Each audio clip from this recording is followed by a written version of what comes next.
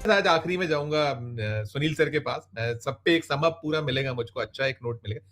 Raju sir देखिए, बहुत महत्वपूर्ण है, क्रिया आप जब कीजिएगा तो प्रतिक्रिया तो होगी, और अब आप इसमें बच नहीं सकते। आप जो अभी सारी बातें की 2 करोड़ रोजगार और क्या क्या आपने किया है बीते जो 12 सालों में, हिसाब तो आपसे मांगा ही मांगा जाएगा। और आप खुद जो उकसाने वाला है, अब आप जैसे मैंने कहा कि आपने कर दिया, वो कह रहे थे उनके जो आपने सुना, उन्होंने कहा कि, और वो जो बंदा है, वो जो सीजेपी का फाउंडर है, वो अभिजीत दीपके, वो अमेरिका के बॉस्टन में जो है वो पीआर की डिग्री ले रहा है, वो मास्टर्स डिग्री ले रहा है। सब पढ़े लिखे लोग। और पीड़ा कुंठा या जो दिक्कत है कि एक तो आप नहीं कर पा रहे, उसके बाद आप हमको जो है इस तरीके की चीजें भी निकल कर, फिर उसके बाद आप गला भी दबा रहे हैं। कहते आप है कि साहब हमारा गला विपक्ष दबा रहा है।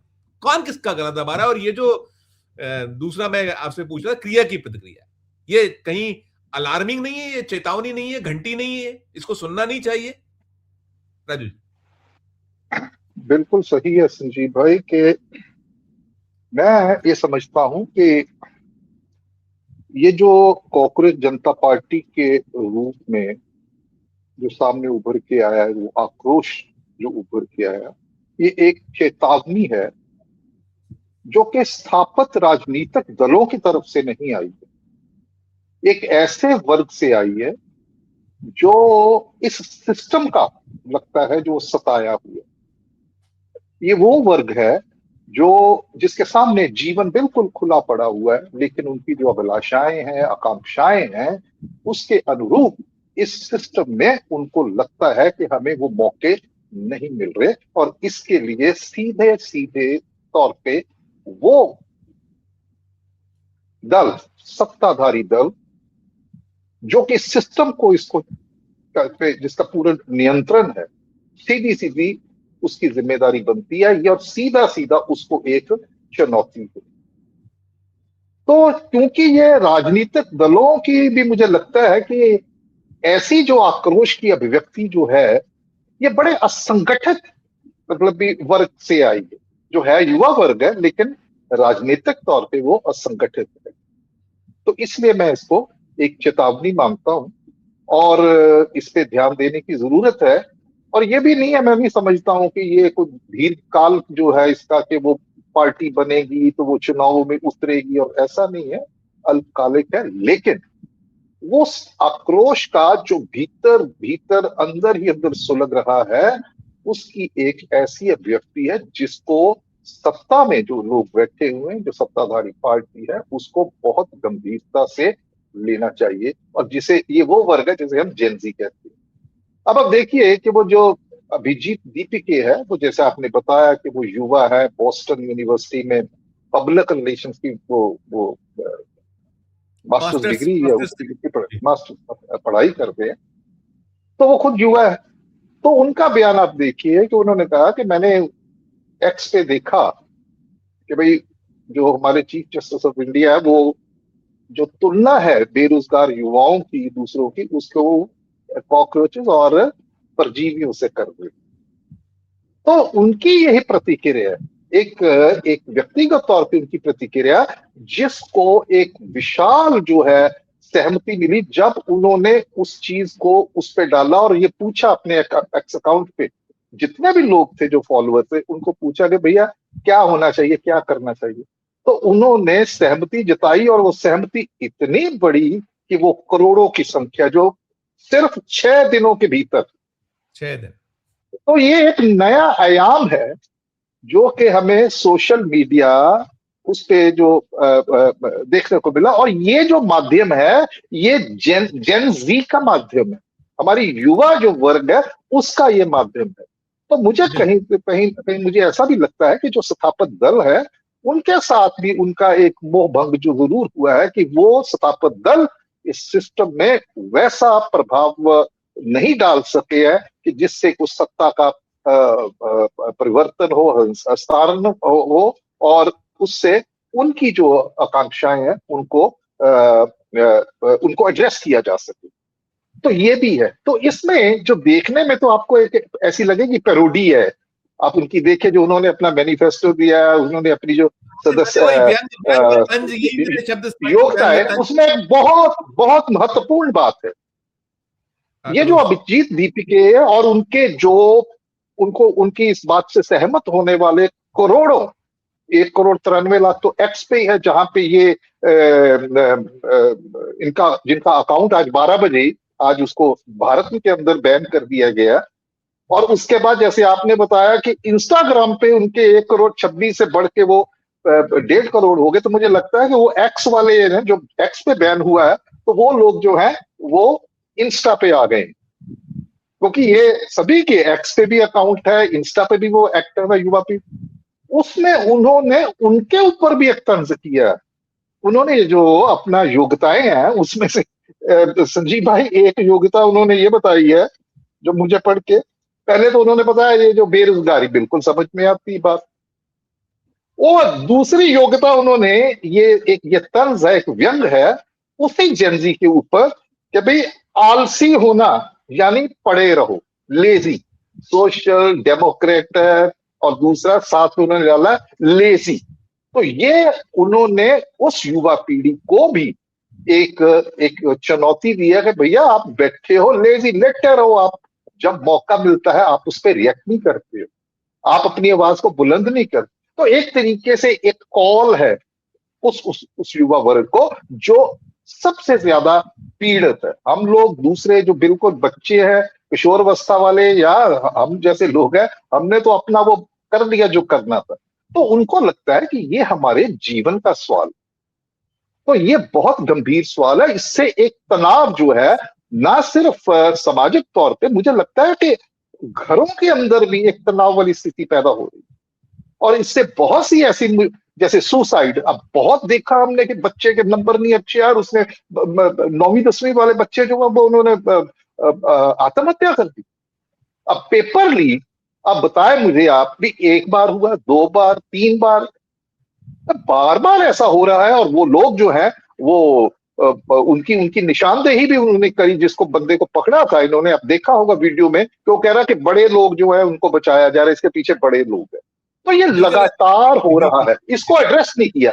तो ये व्यवस्था का जो व्यवस्था के ऊपर जो नियंत्रण है जिस सत्ताधारी पार्टी उसकी, अब देखिए कि इसमें ये जो कांग्रेस जनता पार्टी की शक्ल में कहा, तो चीफ जस्टिस ऑफ इंडिया ने जो बयान दिया जो उन्होंने, लेकिन चीफ जस्टिस ऑफ इंडिया तो इस बात के लिए वो जिम्मेवार नहीं है ना कि अगर बेरोजगारी है, ये तो सरकार की जिम्मेवारी।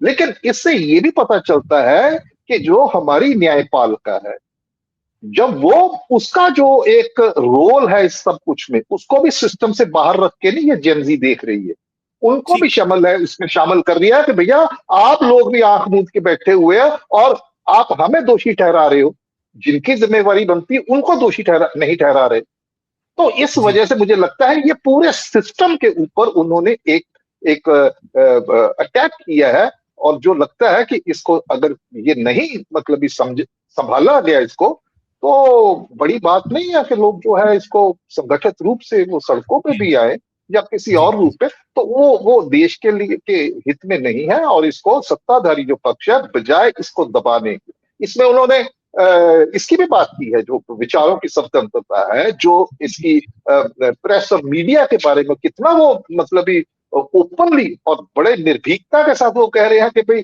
ये जो जिन लोगों के बड़े घराने हैं जिन्होंने मीडिया हाउसेस पे कंट्रोल किया हुआ नियंत्रण, ये इनके लाइसेंस रद्द कर देने जी चाहिए। जी कर तो देंगे, वो कर भी, देना है तो बिल्कुल। वो सभी सभी जी उन इश्यूज को, मुद्दों को एड्रेस कर रहे हैं जो कि हमारी स्थापित पार्टियां जो है उनको करना चाहिए। और इस तरीके से करना चाहिए कि कोई ना कोई अपनी अपनी जिसे कहते हैं कि जब वो चुनाव लड़े, अब एकमात्र जरिया तो चुनाव का है ना, हम राजीव, लोग मैं तो इसके पक्षधर हैं कि सत्ता का जो हो, ट्रांजिशन हो, वो हो लोकतांत्रिक तरीके से।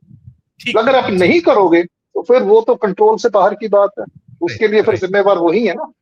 बिल्कुल राजू जी, आप बोलिएगा, आप कर दीजिएगा, फिर सुनील जी ने समाप्त करूंगा ये जो। देखिए सीधी सीधी सी बात है, जानी पहचानी ये इनकी एक नीति है भारत में मुसलमानों को लेकर। अब भाई साहब आप तो सत्ता में आ गए हो, आपने उस एजेंडे को आगे बढ़ाना है जो जो बंटाधार करने वाला है, भारत विरोधीकरण का है। तो उसके लिए आपको एक दुश्मन तो चाहिए ना। तो वो दुश्मन जो है वो इस तरीके से पैदा किया जा रहा दाएं बाएं करके, कि वंदे मातरम जो है अनिवार्य कर दी, कोई बात, नो प्रॉब्लम। पर मेरा ये सवाल है कि जब वंदे मातरम, हम लोग विशेषकर जो उत्तर भारत से हैं, जब हम वंदे मातरम, हमें आता ही नहीं था, हम तो राष्ट्रीय गान था, जब हम वंदे मातरम का गायन नहीं करते थे, तो क्या मेरी और आपकी देशभक्ति में कोई कमी आई उसकी वजह से?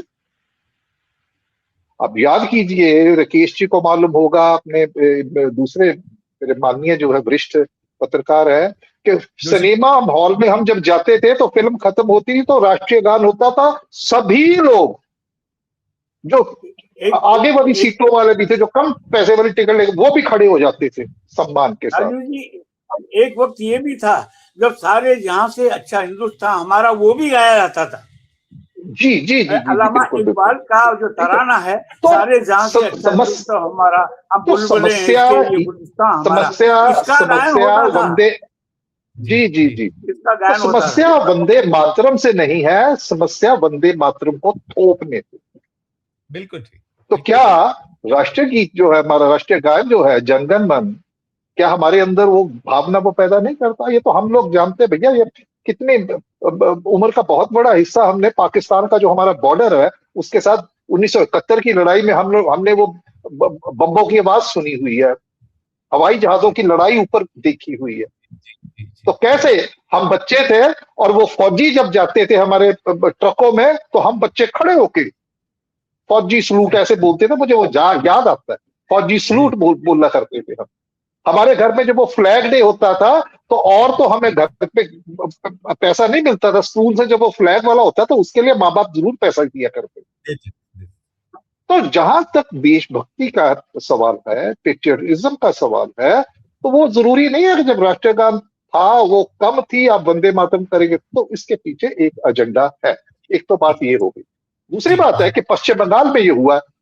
अब आप देखिए, 9 मई से 12 दिन हो गए मेरा ख्याल के, उसमें जो इन्होंने फैसले लिए, उनमें से एक भी फैसला ऐसा नहीं है जो कि संस्थागत त्रुटियां जो हैं, स्ट्रक्चरल जो समस्या है उनके समाधान की ओर ले जाने वाला हो। कोई भी नहीं। एक उन्होंने करी है कि जी ये जो सरकारी नौकरियां हैं उनमें उम्र सीमा जो है वो उन्होंने छूट दे दी है, कम कर दी।